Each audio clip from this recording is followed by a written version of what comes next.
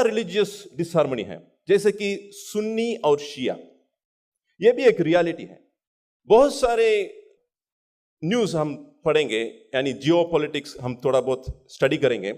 ये शिया सुन्नी का जो हेट्रेड को इस्तेमाल करते हुए, लोगों को भड़काते हुए इतना नफरत फैलाते हैं कि एक दूसरे से मिलना भी नहीं चाहते हैं, एक दूसरे से यानी मुलाकात नहीं होती, या एक दूसरे से मामलात नहीं होते, या एक जगह में नहीं बैठते।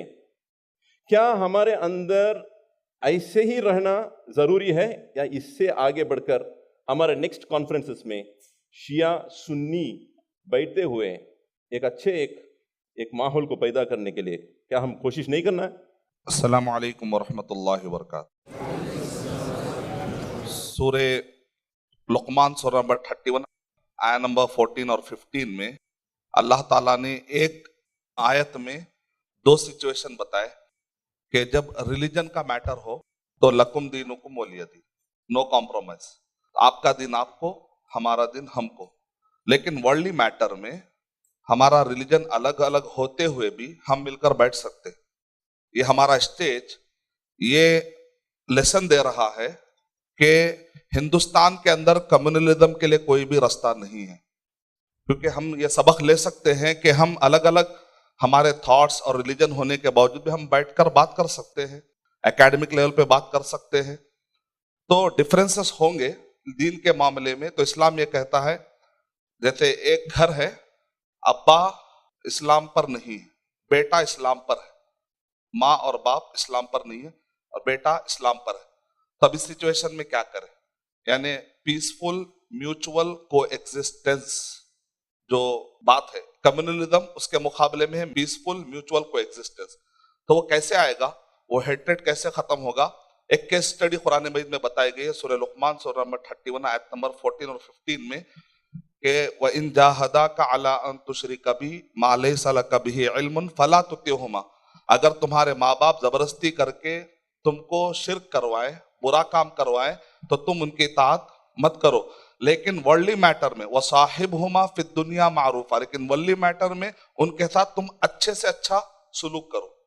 तो इसमें दो है, बिल्कुल यही उसूल, चाहे वो रिलीजन हो, इंट्रा रिलीजियस मैटर हो, या फिर शिया सुन्नी के मसाइल हो, हर जगह पर सारे फिरके वाले हर कोई अपने राय का जिम्मेदार है। वो जो राय रखता है क़यामत में वो उसका जिम्मेदार है। मरने के बाद अल्लाह सुब्हानहू व तआला जब उसको अकाउंटेबिलिटी लेंगे वो उसका जिम्मेदार है।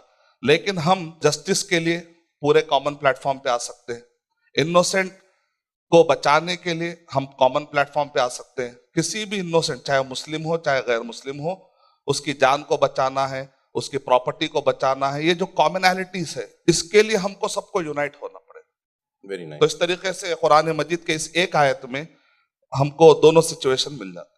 Very good Sheikh. एक और चीज पूछने वाला हूं, मेरा क्वेश्चन रहा डायरेक्टली ऑन शिया, क्योंकि this is the issue which is been brought up. आज जो है शिया सुन्नी के दरमियान जो अकायद में जो इख्तलाफ है, इसको बुनियाद बनाकर एक दूसरों को मिलते नहीं, एक दूसरों के साथ बात करते नहीं। हो सकता है बहुत कम लोग बात करते रहेंगे, मगर अक्सर जो है उलमा भी एक दूसरे से मुलाकात करना ये ऑलमोस्ट बिल्कुल बंद हो चुका है।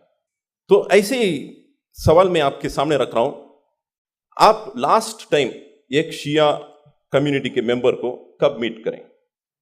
अभी मैं जुम्मा खुतबा दिया तो शिया जो है मेरे पास आया लास्ट फ्राइडे। उन्होंने आकर मुझको ऑफर दिया कि आप इतने लैंग्वेज में काम कर रहे हैं, पर्शियन के लिए आपका प्रोग्राम क्या है? तो मैंने कहा आपके पास पर्शियन लैंग्वेज जानने वाले हैं? कहा पर्शियन है, टर्की है, आप मुझे सपोर्ट करेंगे? मैं पूरा सपोर्ट करूंगा आपके साथ। तो ये तो लास्ट फ्राइडे, तो मैं तो रेगुलर मिलने वाला हूं। मैं हर very nice Sheikh, I like this, this is what we wanted from this forum. मैं तो रेगुलर मिलने वाला हूं। प्रॉब्लम्स के बारे में बात करने के लिए ये मजलिस तैयार नहीं हुई, ये पहले हम लोग पहले माइंड में रखना चाहिए। शेख ने ये जो बात कहे आज फोरम में, मैं तो मिलने वाला हूं, उनसे मिलकर जो भी नेक और फायदेमंद काम के लिए सब मिलके जुड़ के काम करेंगे। That's amazing.